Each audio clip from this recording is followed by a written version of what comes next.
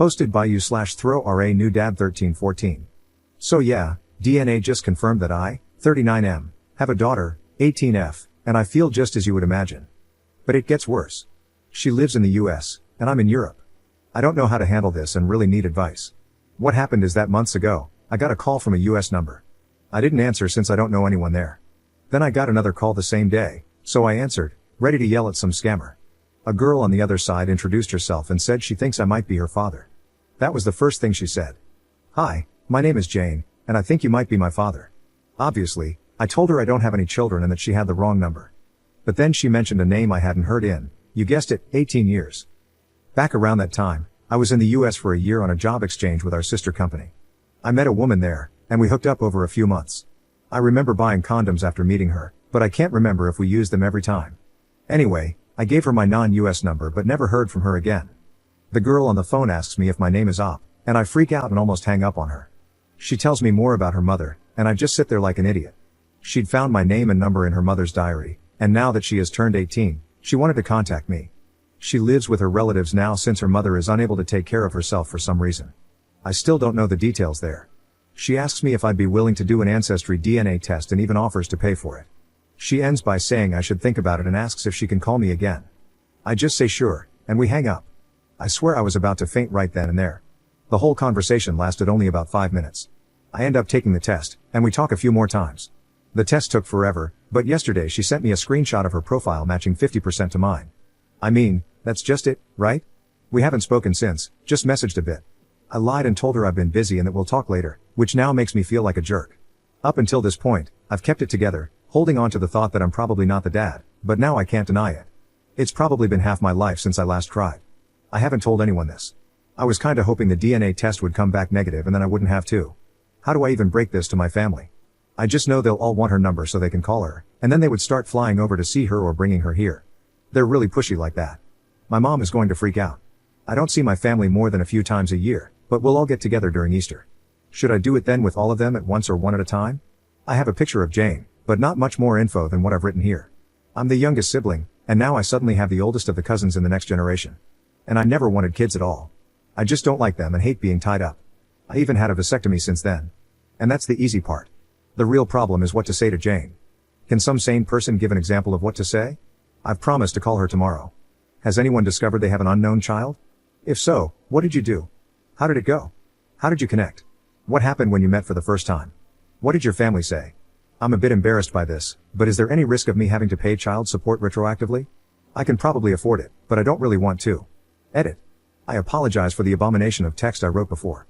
I had too much to drink. Some seem to have the impression that myself or my family are wealthy. This is not so.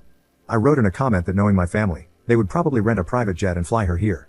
That was a joke commenting on what they would want to do, not what they would do. No, I'm not wealthy either. In the post, I wrote, I can probably afford it, but I don't really want to, and I meant that I'd hate to suddenly have something like 10% of my savings left overnight, just guessing here, no idea what the actual sum would be. I'm sure anyone here would consider that factor.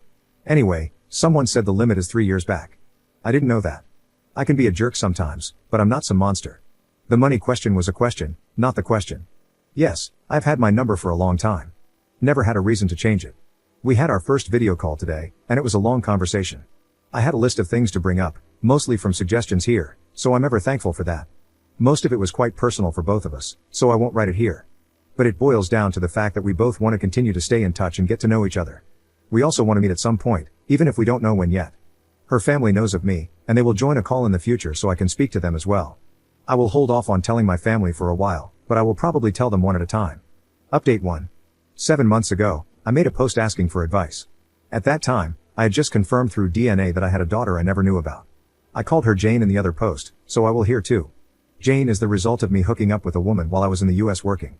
It was really interesting to read about others' experiences in the comments and DMs. It's crazy what DNA tests have done in recent times.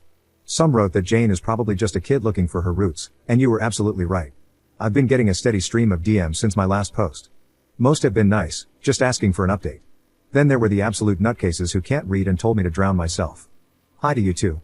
Jane and I continued to talk after my last post, mostly about her life, her mother, and our family trees. I never thought I would connect with her like I did. She's a very intelligent and mature young woman. My family knows now, and it went better than expected.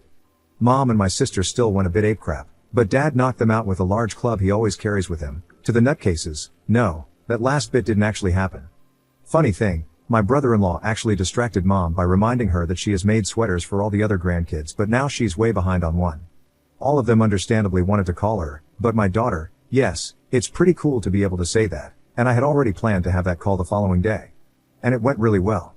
We made introductions, explained everything that had happened, and planned for me to meet her by myself before anything else. And guess what? We did meet. I flew over for a 10-day stay since I'm on leave and she's working during the summer. That way, we could hang out in the evenings and weekends, and I could go full tourist during the day. It was surreal from the start. I landed at the very same airport I left from almost 2 decades ago, and she was there to meet me together with her aunt. I can't describe in words what it was like to hug her for the first time. I'd seen her many times in video calls, but she was just so beautiful in real life that I started crying. I met so many people in the first couple of days that I can't remember the names of half of them. I gave her the sweater from my mother, a hand-drawn family tree from my niece, and a gift I made myself, but I won't tell what that one was. While I still don't agree with the Georgia weather, I had a blast during the days just walking around town. I went to Jane's workplace almost every day and pretended to be a regular customer.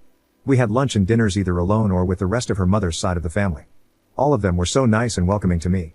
I visited their house every day, but chose to stay at a hotel since I didn't want to be a bother or impose myself too much on Jane's life. Obviously, Jane and I talked a lot about anything and everything, but mostly about her upbringing and her mother.